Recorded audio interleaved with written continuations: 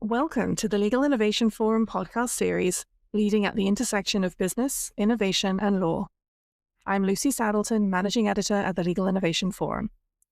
In today's episode, brought to you by DiliTrust, we'll hear from Rupali Patel Shah and Nadim Baklouti about how legal departments can develop thoughtful AI strategies, strengthen governance, and position their departments to deliver long-term value in an era of continuous change. Welcome to the Legal Innovation Forum podcast. I'm Andrew Bowyer, founder and CEO of the Legal Innovation Forum and our larger company, ADB Insights.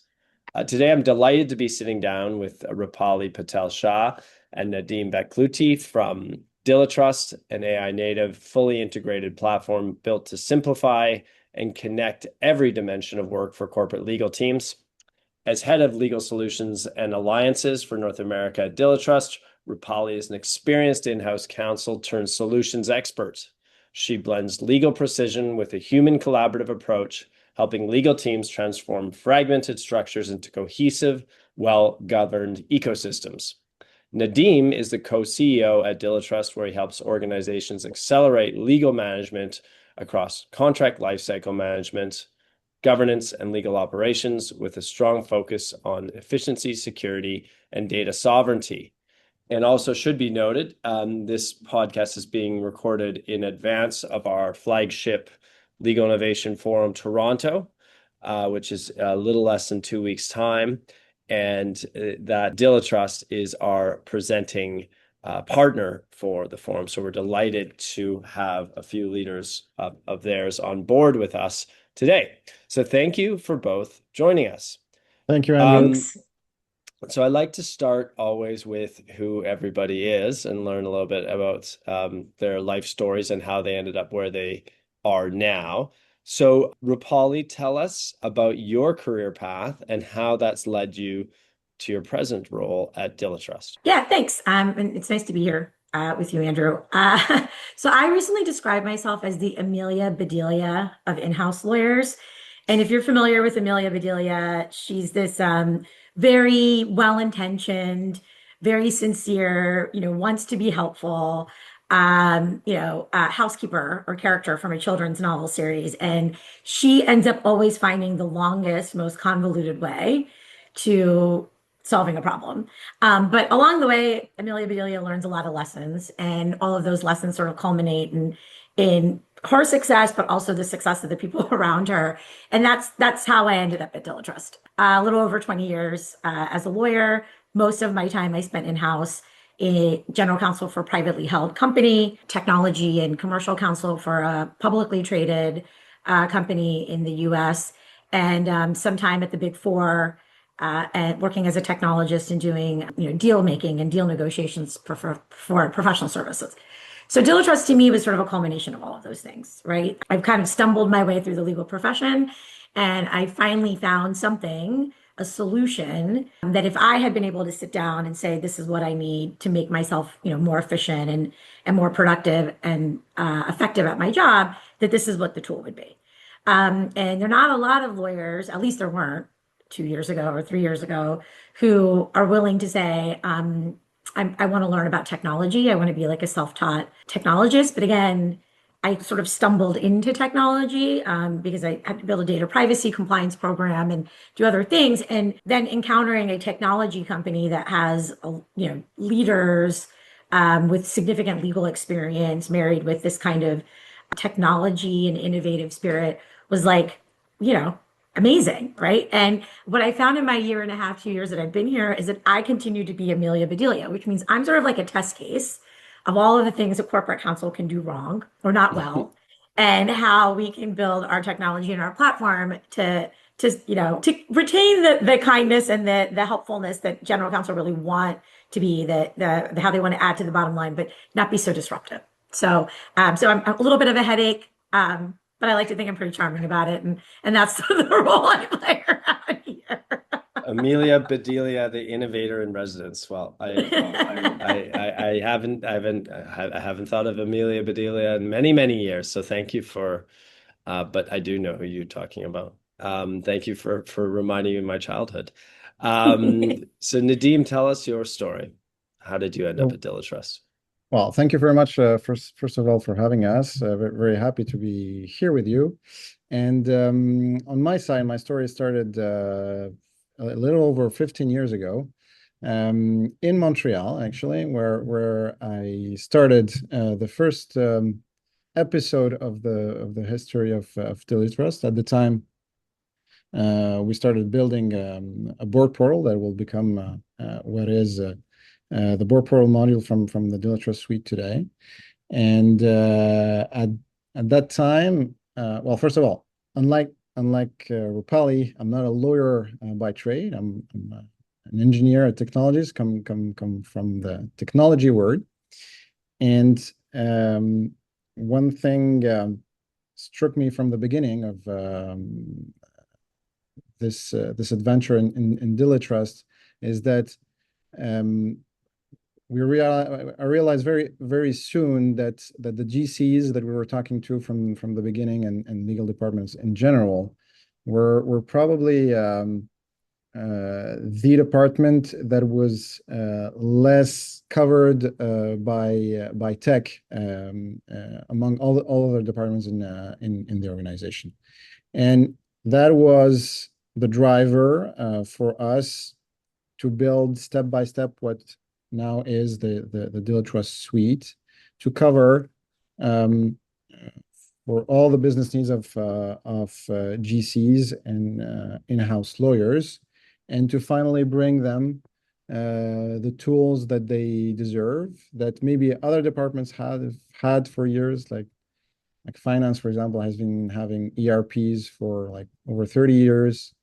HR departments have had workdays and equivalents for many years. Same thing for sales, etc. But so far, there is still no ERP for legal, and that's what we are building at DiliTrust. And I believe having both of us today with you is represents very well what DiliTrust is, because we like to say that we built.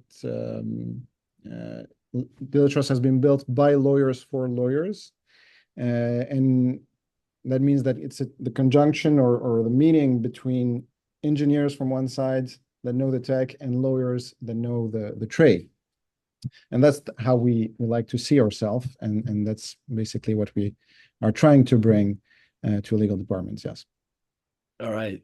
ERP for legal. Rupali, do you have anything to add on that in terms of how elevator pitch what DiliTrust does and where it fits into the legal ecosystem? Yeah, legal is part of the enterprise. So legal needs enterprise technology, right? It needs a way to actually participate cross-functionally within a company. And I think it resonates with people when I talk to them and tell them, I once was called the Department of No, the Department for Sales Prevention, right? Like legal is always seen as a blocker, plotting, difficult, never gives you a straight answer, hard to access. And for years, I worked for general counsel, for example, at a large publicly traded company here in the US. And he kept saying, he's like, we're the most expensive resources in the company. So people expect value from us, right? Mm-hmm. And he was a little bit ahead of his time. He suggests that we start tracking our time, which no in-house lawyer wants to do. It's why we left big law firms and went in-house. But early on in my journey as a lawyer, I realized that lawyers and general counsel in particular are always being held accountable at the leadership level for budget and for contribution and for justification because they are expensive. And they have tools and tricks up their sleeve that not everybody else in the enterprise has to be sort of omniscient and to kind of know what's going on across the enterprise. But if you don't have something that connects your department and thereby connects your department into the enterprise, and you're sitting outside of it, somehow separate of it, and you're not really using data and process to make better decisions, you're not really leading by example for the rest of the enterprise. And you continue to perpetuate this problem where you're not part of it. And if you're not part of it, people aren't going to come find you. They're only going to come to you when someone tells them they have to. And legal needs to stop being feeling like a punitive stop, like the naughty corner that you get, if you're in sales or in finance or in operations, and more like a desired stop, right? How do you come in and say, and some of that's knowing who to go to in legal. Some of that's even knowing, where legal is, how you can find them. And a lot of it has to do with how legal can support those folks. And if you don't have a connected system and you don't have, a way to have a source of truth or really be able to capture what your department's doing, every year you're going to be on the chopping block. Every year you're going to be everyone's least favorite person and the budgets are going to be scrutinized. So that for me is when I say I wish I had a tool like this when I was still in house, is my cautionary tale to other lawyers, which is 10 years ago, 5 years ago, even, I didn't have the option to have something like this, but you do have this option now. And if you do it right, you do it with intention, and you think about it from an innovative and process perspective, and not a remit or a mandate perspective, you're saving yourself a lot of grief in the future. So don't be like me. Don't be Amelia Bedelia. Go in and do that. And it's easy to make that pitch for DiliTrust because it does that. That's exactly what it does. And more as we talk to people and show people what the tools and the capabilities are starting to see it too. And that's an exciting place to be. Yeah, very well articulated. Thank you, Rupali. Which segues nicely into one of the themes I wanted to dig into a little bit more, which is being an engaged in-house legal department's a must have, not a nice to have now for organizations. And that's because of the operating context, as always, is littered with various risks. But I would say in this decade, you could probably point to sort of a major risk theme that we haven't encountered almost every year. And so the role of legal leaders in helping businesses navigate that risk landscape is extremely important. And I would argue it's almost as important as navigating the opportunities landscapes, which is what folks in business are supposed to do. They're supposed to grow the business and expand into new areas. With that in mind, lawyers, in-house lawyers need to really be the sort of institutional brain of an organization. They are omniscient. They work cross-departmentally. They're exposed to a huge amount of information and insight that no other department is. And so how can they, how would you see, and when you work with you're at the legal, you work with all sorts of legal departments, which kind of characteristics do they have that are really stepping up to this moment in this risk on era? How do you see them in terms of their leadership, how they manage people, and the process and technology piece to meet this risk on world? Nadim, I'm going to start with you first. I mean, give us your take on this.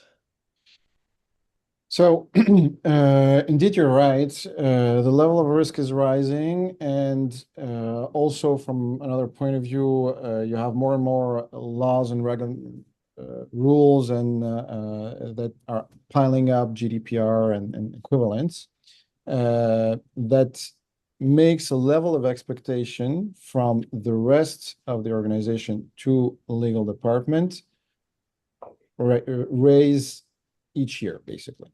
And at the same time, not only more is asked from them, but the expectation is to have an answer immediately, not in 2 months.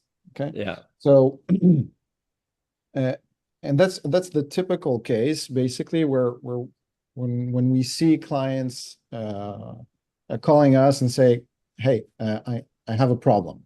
Can you help me fix it?"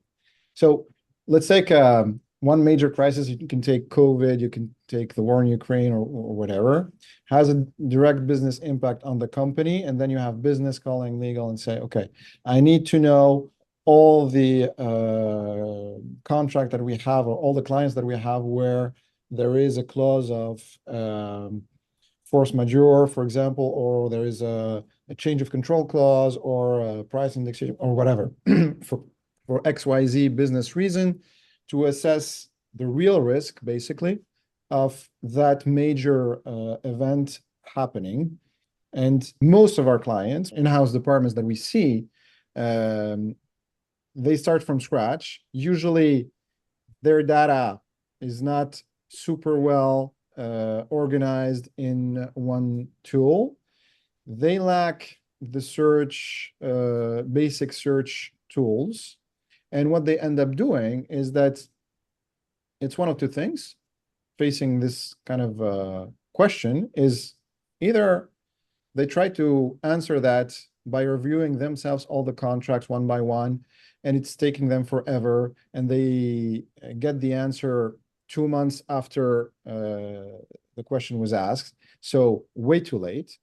Or they will spend a huge amount of money on a team of lawyers that is brought as a task force, and that will read all those contracts and do that audit for them, but at a huge amount of money. This photo is something that we see very often. Very often, it's the main reason why people come to see us and say, okay, last time that happened, it costed us, I don't know, 2 million, 3 million, 100 million.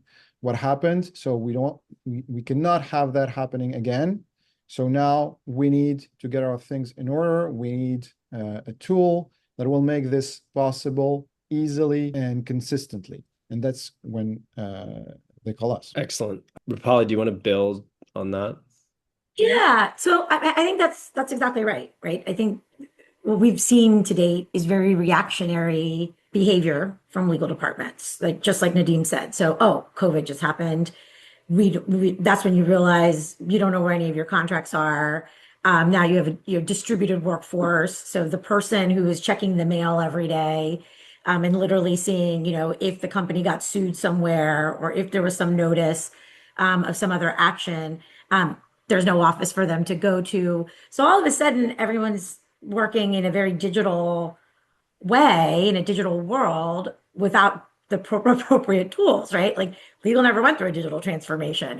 That no one's ever gone to them and said, hey, you should probably get on this train because it's, I don't know, the year 2020 and we need technology, right? Like no one's thinking of that, right? Because they're hidden away in their ivory tower somewhere.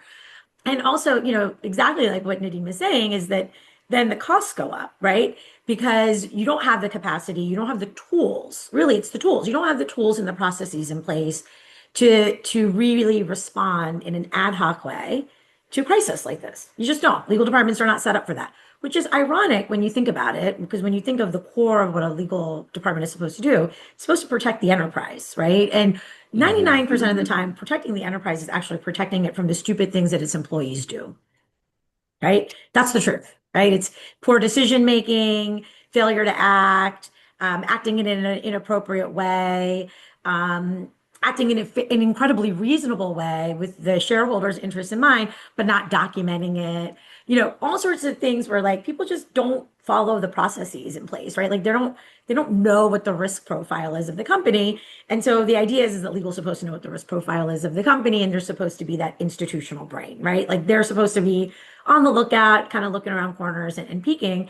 And legal can't do that if it is operating in the Jurassic age while the rest of the enterprise is in the digital age. You just can't do it. Okay. So you're never going to be able to keep up with the speed of your business if you don't have tools and information governance and processes in place designed to do that. One thing that I've seen happen truly in like just the last 18 months, quite frankly, is a lot more conversation around legal being the source and the hub of enterprise risk management and mitigation, right? And companies have enterprise risk and they think it has to do with compliance and audit and internal audit and having an insurance director and making sure that you have enough insurance to cover all of your things. That's helpful. But somebody actually has to strategically be thinking about what the company needs to do and how it needs to do those things to either avoid risk or, in some instances, which we're also seeing right now, to actually take advantage of an opportunity, right? Mm-hmm. Because if you wait too long, you lose money, right? And so in the end, whether you like it or not, to the CFO's organization or to the CEO or anybody else in an enterprise, when they're like, oh, legal is just a cost center.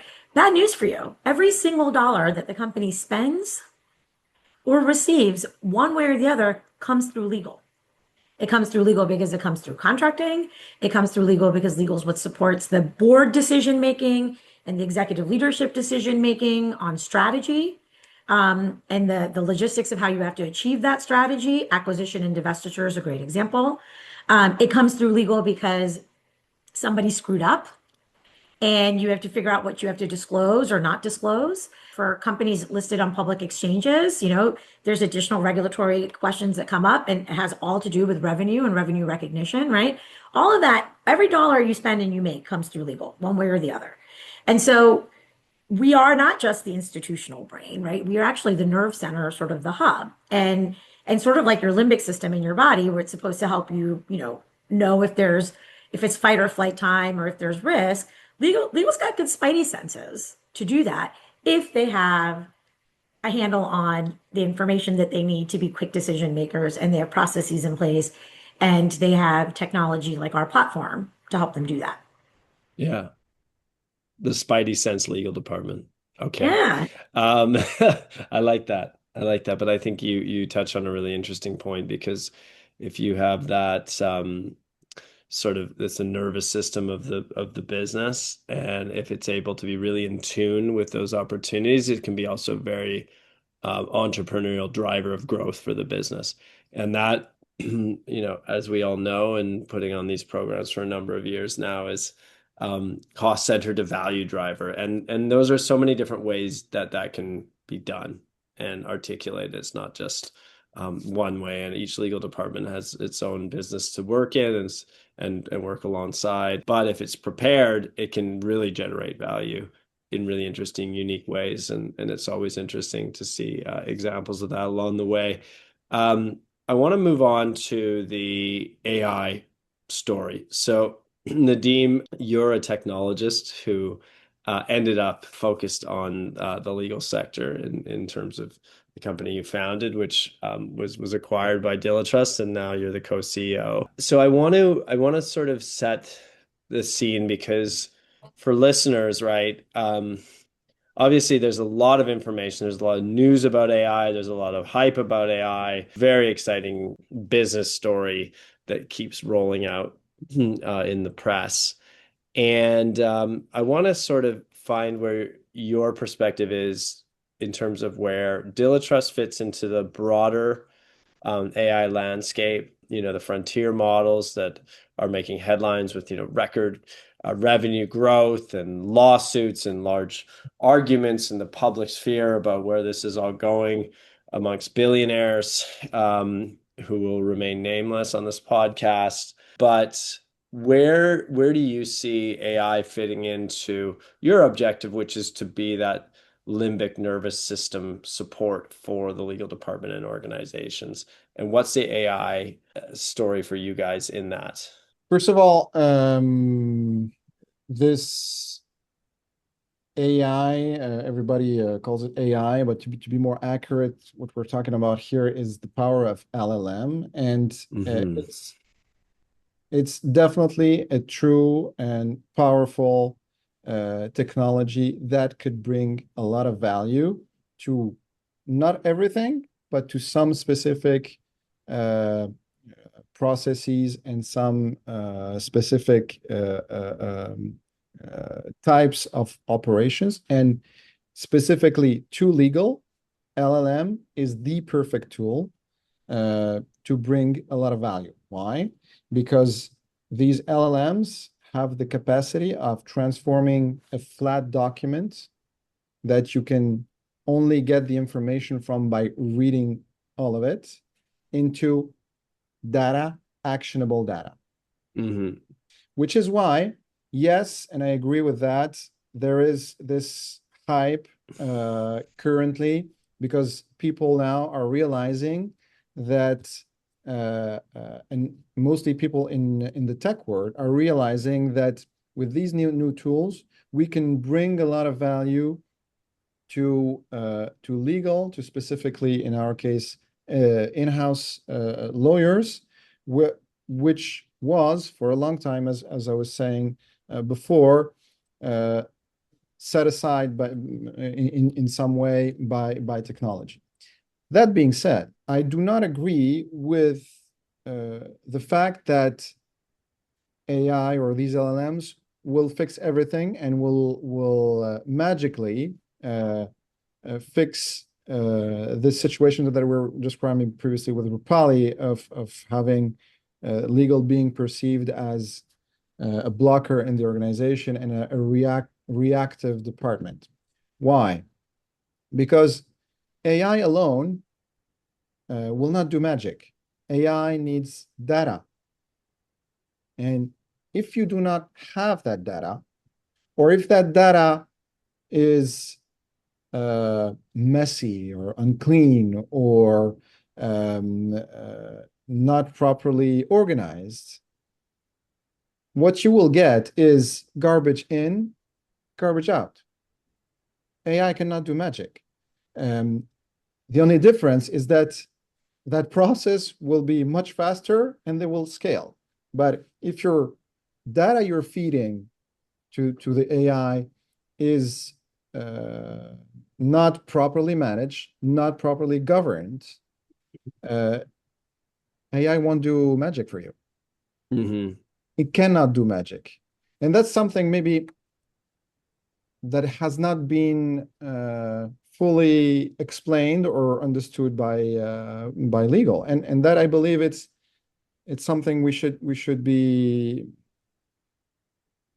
explain it more to lawyers and to people that do not come from technology.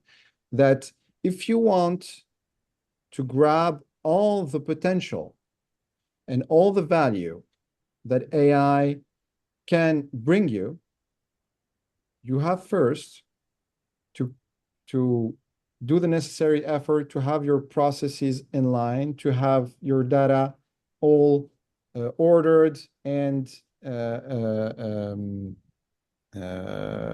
in one place, in one source of truth, and to have all that data maintained on a regular basis and cleaned up on a regular basis, so that you can feed it to AI, and that then AI will finally do that magic that you're expecting.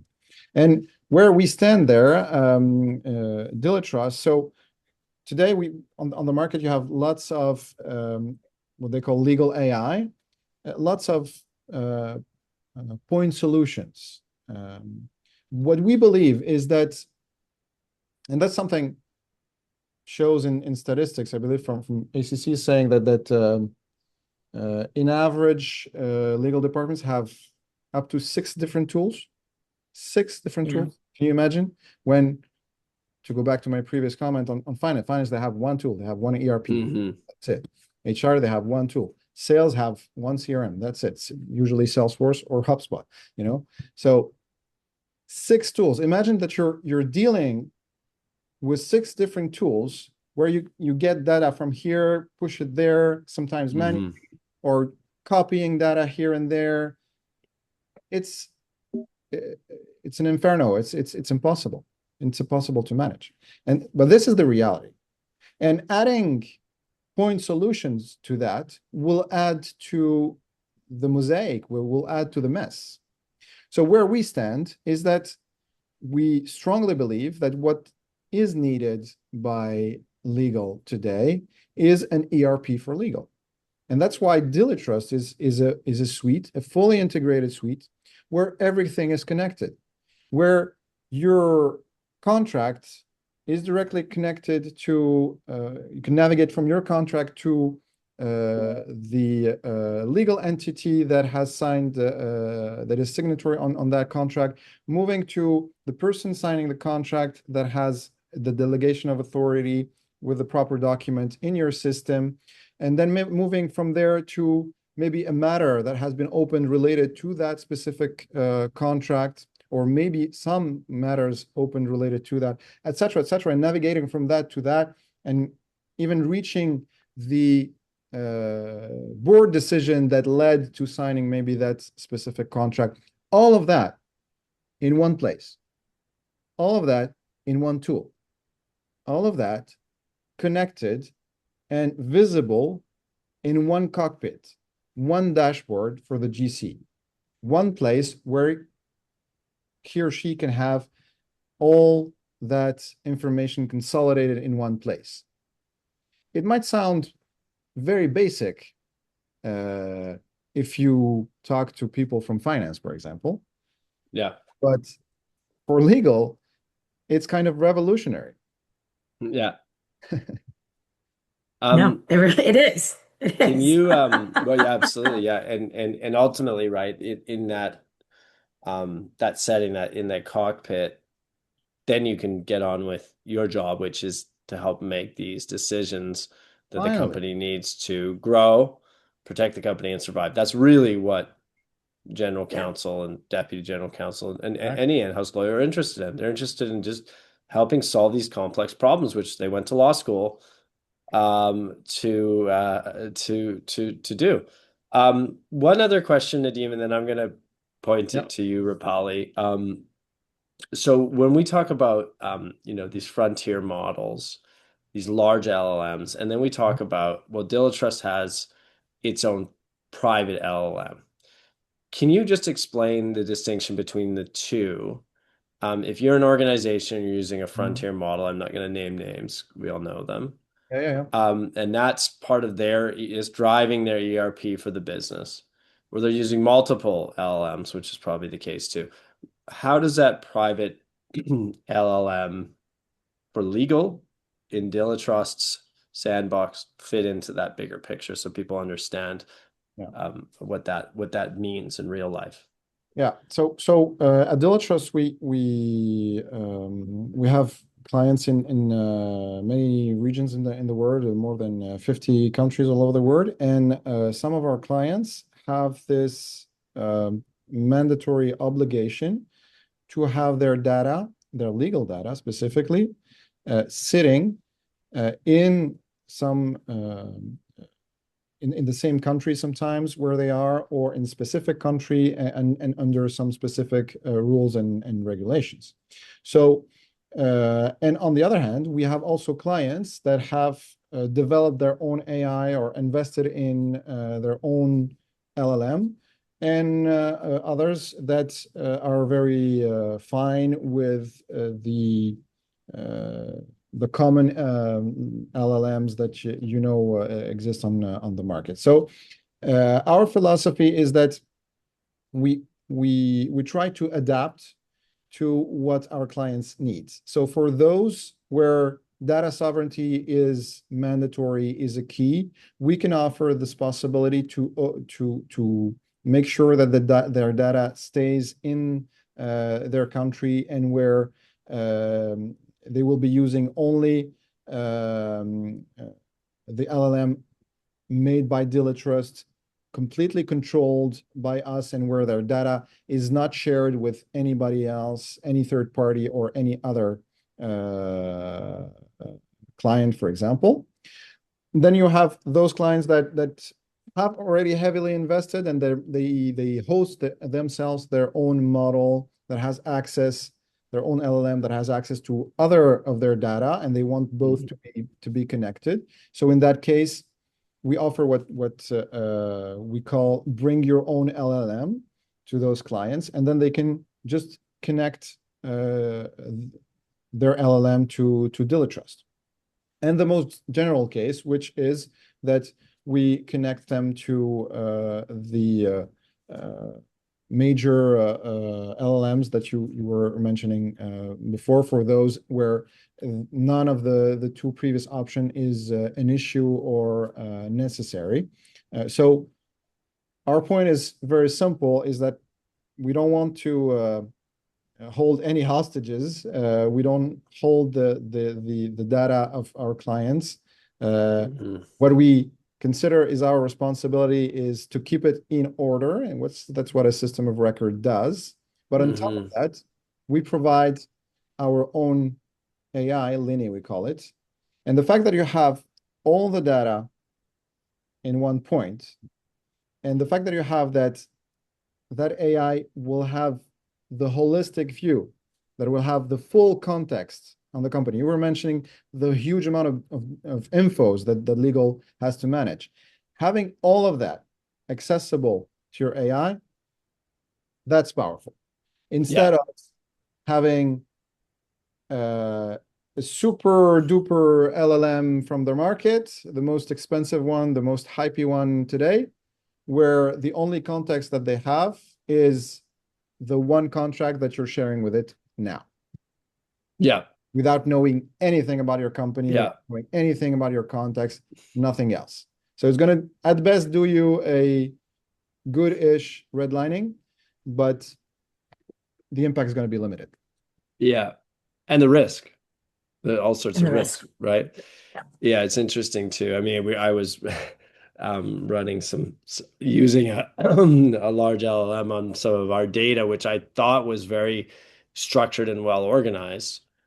And I was shocked how it just couldn't give me a very straight answer to what I wanted. And I thought, really, this is very, and I worked for Bloomberg for a number of years. So I know data and organization data and running analytics on data. That's that company's lifeblood. So I understand the importance of structured data and the value of it, which is what you guys are offering as well. But I was very surprised. So, and that's a simple data set. That's not a complex data set. Heaven forbid you get into that. Well, having the best AI ever, but feeding it poor data, it's like having a Tesla with an empty battery. You're not going anywhere. Yeah, that's right.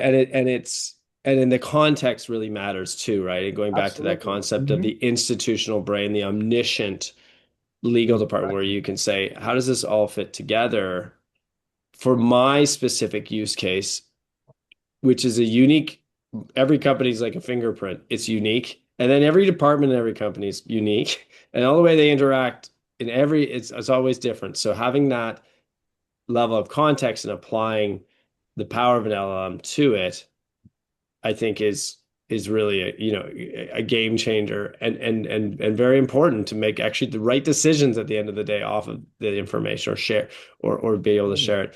Rupali, I want to ask you a little bit in the context of, obviously we had a pretty technical deep dive with Nadim. What does this mean, this AI revolution, for what lawyers in legal departments do?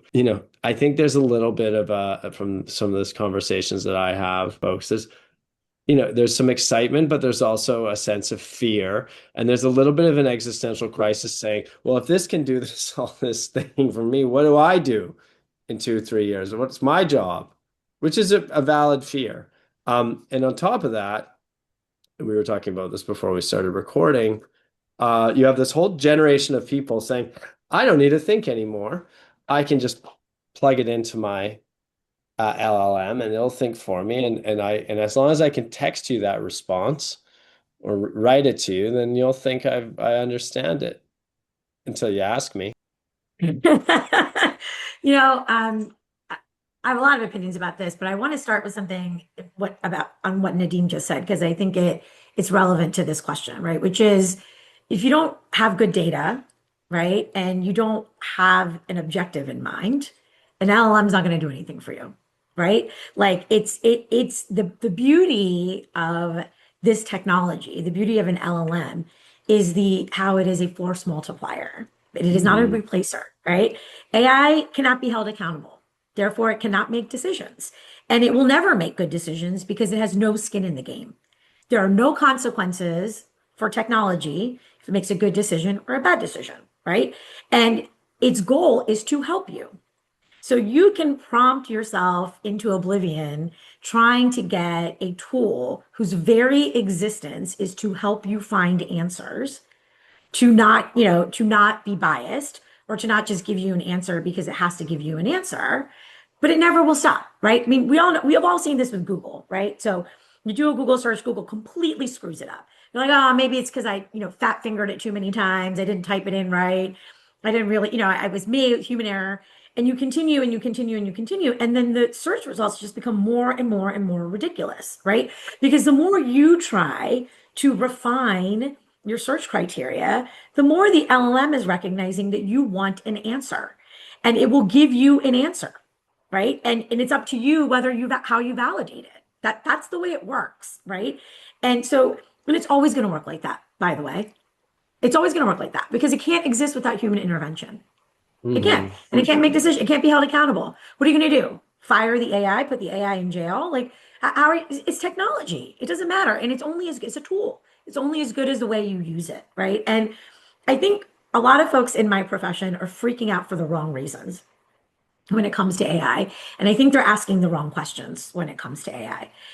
Let's leave law firms out of the equation because that is a very true and sort of big disruption for them because of the search capabilities and the research capabilities that some of these more like proprietary towards legal AI providers are able to unlock for them, right? And that's got its own set of problems. But for in-house legal departments, I think AI is an opportunity if you use it correctly. And I think the correct thing is like Nadim said, first start with your data. Legal departments don't usually own much. They don't own, like a lot of the information that's relevant to an enterprise working, right? Like financial documents, board decisions, your contracts, your employment agreements, your bylaws, your policies, your processes. We already talked about all of that comes through legal at some point, one way or the other. But they don't own it. That information sits with HR, it sits with finance, it sits with other parts of the organization. And whenever an issue comes up and legal has to go, let me look and see what's happening, they don't know what they can trust because every other department has different reasons for retaining what they retain. Retention and disposition is a huge challenge for enterprises. They're all data hoarders. Previous life as a data privacy and cybersecurity lawyer, I could go on for hours about how stupid that is.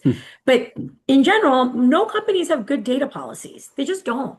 And at least like, listen, Canadians have PIPEDA and Europeans have, GDPR, and they thought about some of the implications of privacy and security as it relates to data. But the US is the Wild West in all ways.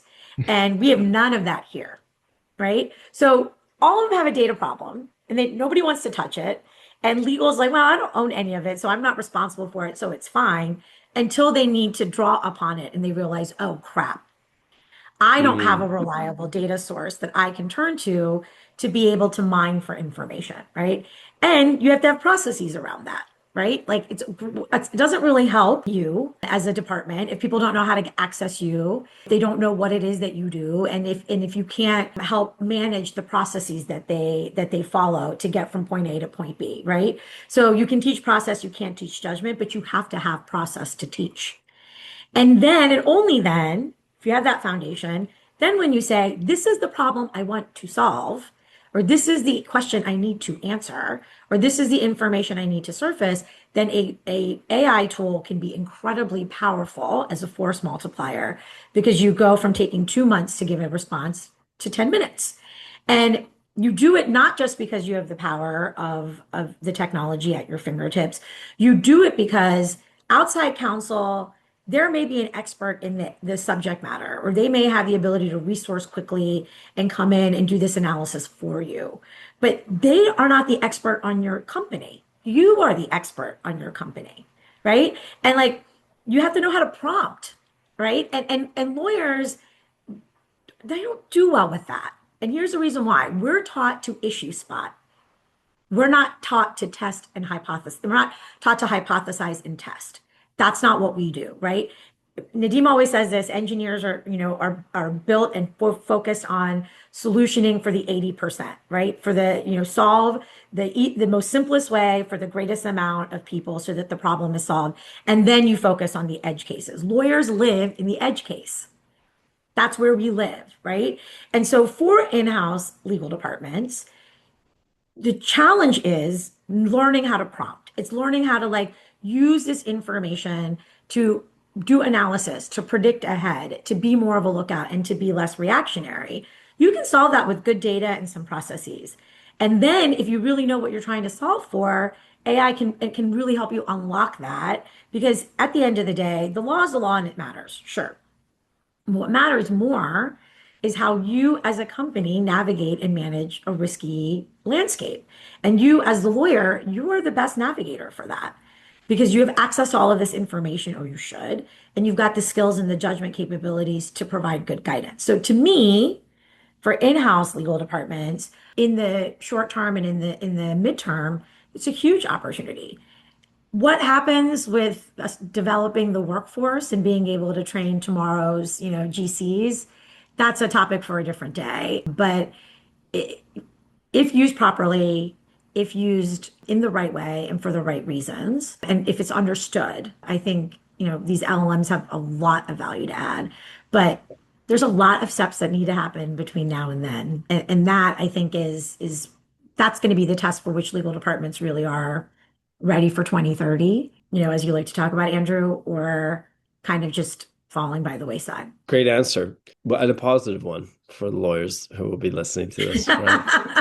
Well, I mean, I'm nothing if not, a little bit of an optimist, right? And of by course. the way, I am still a lawyer, right?